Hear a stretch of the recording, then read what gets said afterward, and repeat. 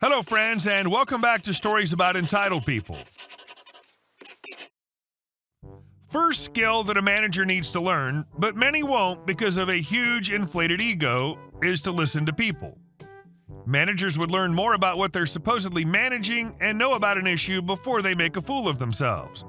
But some people just can't be helped. But before we begin, don't forget to subscribe to our channel if you're new here and turn on notifications so you don't miss a new video every single day. Here we go. I got fired from a job I don't work. I work for Nabisco as a sales service representative. I go from store to store in whatever region I'm assigned to for the day. I spend usually 2 to 6 hours in each store depending on the amount of product in the shipment. Today, I was doing my normal Walmart service and something I could never imagine happened. I'm required to wear pants and a collared shirt for my position.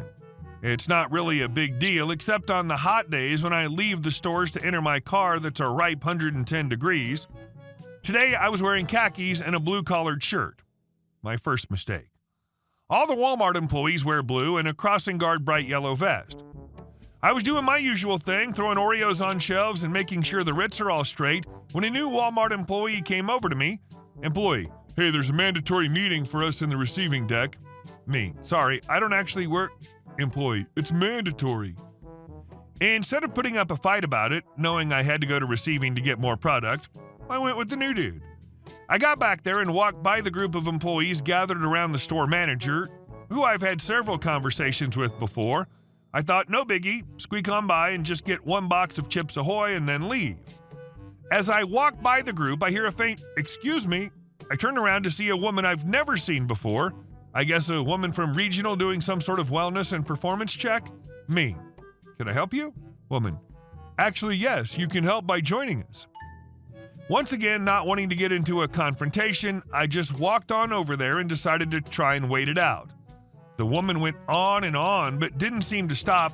I tried to sneak away, giving the store manager a little nod, kind of confirming that I was going to leave. I stood up, and the woman had more things to say. Woman, excuse me, who gave you permission to leave? Me, I don't actually work here. Woman, it's a rhetorical question. Sit down. I decided that I was just going to walk away. After all, I didn't actually work there. I walked over to our back stock and grabbed the cookies and left. After around 45 minutes of stocking shelves, I had to go back and grab more of the items from the back stock. I returned to the back room and proceeded to load the boat with more product. Lo and behold, regional lady approaches me. Woman, extremely disrespectful to try and upstage me. What makes you think you can do something like that to a higher up? Trying to explain, I tried to tell you I don't work. Woman, no. You don't talk back to me. Pack it up and go.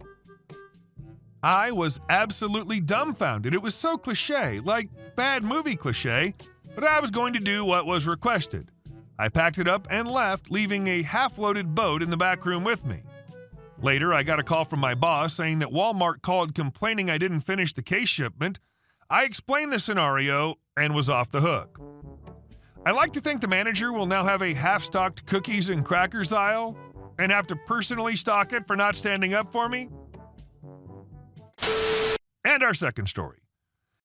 Family friend attempts to scam my uncle for free pizza and gets busted. Backstory. This happened in 2015 or 2016. My uncle owns a pretty successful pizza store. It's not part of a franchise. He only owns the one location.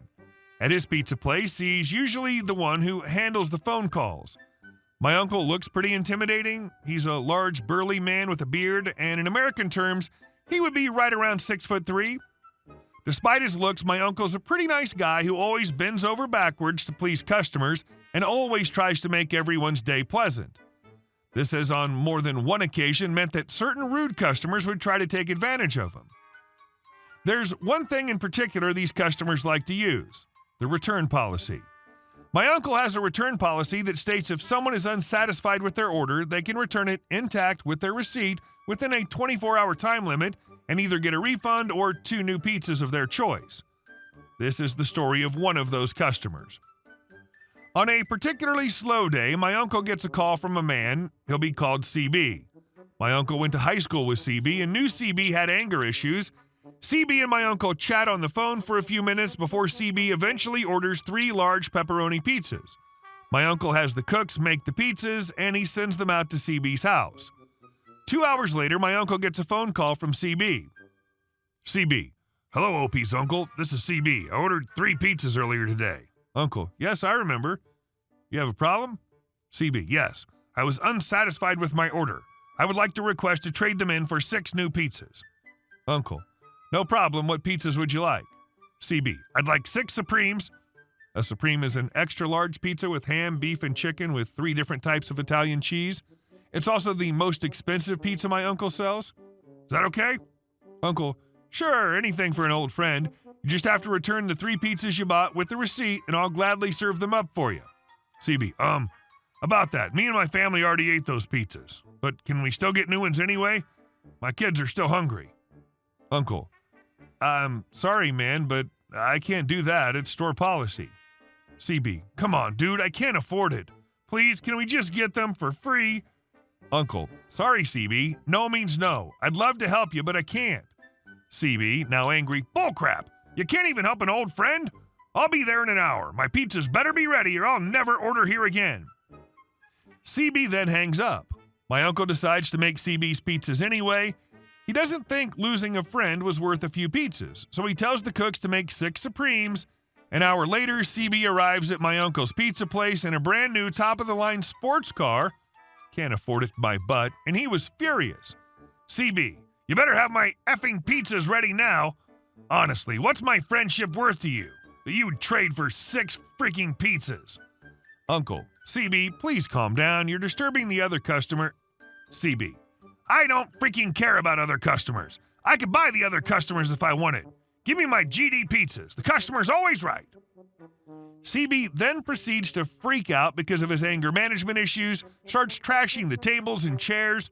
My uncle then gets up from behind the counter and gets up in CB's face and tells him to sit down and that his pizzas would be ready soon. Since my uncle was a big burly wall of a man, CB sits down with a whimper. My uncle already had his pizzas prepared, but after that outburst, he sure as hell wasn't going to give them to CB. He called the police and they arrived 10 minutes later. One of them restrained CB and the other looked over the camera footage with my uncle. CB was later arrested and my uncle ended up giving the 6 pizzas away to the police officers as a thank you. This whole incident also inspired my uncle to change his return policy. And our next story. Nuclear meltdown. Need backstory. I made a decent amount in investments, not enough to retire, but I can easily afford taking 2 or 4 years off without worry. My older brother has always been handed things. Cousin gets a new car, family gives it to my older brother. A total of 8 cars so far, not including one he won in a raffle. He'll trade them or sell them for a small cash injection. So I mentioned a temporary retirement to my aunt in conversation about my dad's health, telling her I want to spend time with him and possibly take him to some places he's wanted to visit. Here's where something weird happens. My niece texts me, "Thank you," and her older sister texts me, "You're awesome." While I was asleep, I didn't reply because I'm absent from their lives, which is an entire saga. Their mom, sister-in-law, often includes a gift from me on birthday. Let's jump 3 weeks ahead. My brother, who I consider as such only from a legal standing, FaceTimes me and starts going through small talk as I'm getting ready for work, making comments about his superior gear as I do. Then he gets serious and says, "I told the girls you're paying for us to go to Disney World." And I just look at my phone almost across the room, dumbfounded. He follows up with, "I'm pretty sure that's illegal for you to have, so let's make it easy. You book the everything and send me the details in the next 10 minutes or I'll call the police about that rifle. You can't own a full auto." Disclaimer, the rifle in question is Airsoft M249. Blackmail aside, I simply say no. He then turns fire truck red and shaking and screams loud enough the AirPods he uses make it sound weird. The synopsis of the insults boil down to, I am unloved, my mother's death was my fault, I am a sexual predator, I am racist. None are true. So I look at the 40-year-old toddler and hang up the phone. Now, my family's divided on who's the wrong person. My aunt and I had a laugh about the whole thing, and she says, "Some families like a great view." only appreciated from a distance. Just want to add something. Yes, my uncle shoved a silver spoon into his mouth before he was outside of my mother for less than a second. However, I was a hallway birth she did by herself. I live in a small town. The sheriff is often at my house eating all my damn food and hiding from his wife. He knows what my brother's like. No one forced family to give him things, but the previous and gone generation left the family assets, land, houses, items that the head of the family has always been in control of. My grandmother, the true badass of the family the last 150 years, handed it down to my aunt, who has already decided to break tradition and hand it down to me. Her daughters are pissed. And our last story. Karen videos me cleaning gutters, stomps on a broken foot, and gets a $4,000 fine. So this happened during lockdown, about December last year. So I live in a complex and all the roofs are connected. We're number 6, quite close to the beginning of the row of houses. Our gutters were filthy from the rain and trees close by, and we didn't have a ladder. So we asked our neighbors, and they were cool with me climbing across their roofs to clean the gutters. Note, I am a 17-year-old female, 5'2", and don't weigh a whole lot. I'm really small, weight and height-wise. So I was cleaning out my gutters, and Karen starts screaming at me to get down. My little sis is telling me that it's fine, I know what I'm doing, when Karen pulls out her phone and starts videoing me. The whole time she's screaming that she'll report me to the police for being unsafe. By now I'm done and go to jump down. In doing so, I break my foot. I'm an idiot.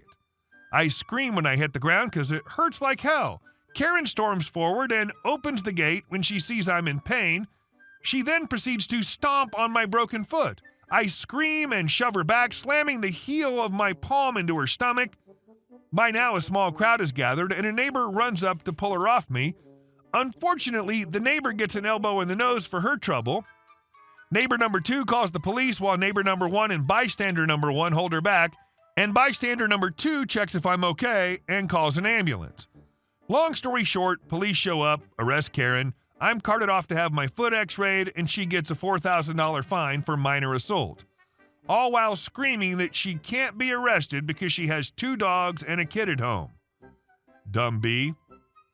Thanks for reading. Edit. I broke my foot jumping off the roof. She crushed 2 bones stomping on it. Otherwise, I just broke half the bones in my foot. Hey guys, thank you all for watching the video. I'll see you in the next one.